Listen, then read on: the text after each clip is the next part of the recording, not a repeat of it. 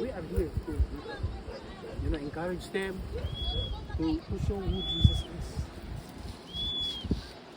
Kaya sana yun yung makita nila sa salita, sa gawa. Yun ang pinaka-importante. And today, ang gagawin natin is a simple program. Who will be our worship leader? Oh, wala. Si Madam, si Ma'am. So, isang song siguro. And then, isang song, then I will open up in prayer. And then, praise, siguro, Hindi, praise and si worship. Mama. Songs?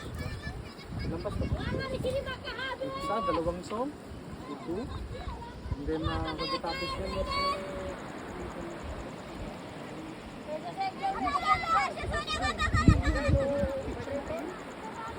sino po ang sa kitchen natin?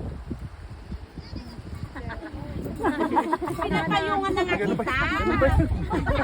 So tutulungan natin si Mami ha, kasi medyo late na tayo. So yung sa kitchen, si Ate Mards ang nakakaalam kung ano yung natin dito natin. So meron tayong lunch, at saka meron tayong snacks bago tayo malis. Okay? Meron tayong gift giving, may mga blessings tayong share.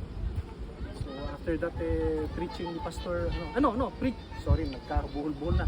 After praise and worship, mag-share ng message si Pastor Joseph. And then after that, gifts, blessing giving. Okay?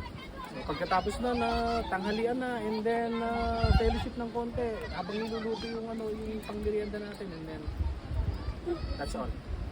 Okay? So, yung mga hindi nakakakilala sa aking kapatid, si Kay, ayun yung kapatid kaya tama ba? Yung maganda tsaka Ganda babae. yung nanay ko, yun na. Ay, ang dalaga. Yung dalaga yung nanay ko. Sa sobrang lakas, binali yung kamay. Oo, binali. But she's getting better. So, yun ang ano natin. So, let's pray, no? Lord, we thank you for this opportunity to be a mirror of who you are, Lord, sa mga kapatiran naming agta. And I pray that you use us mightily today to share your word, to share your hope, Lord, to these wonderful people, Panginoon ko. Use us mightily, Lord. Be glorified in our midst today. And this we pray in Jesus' name. Amen. Let's go.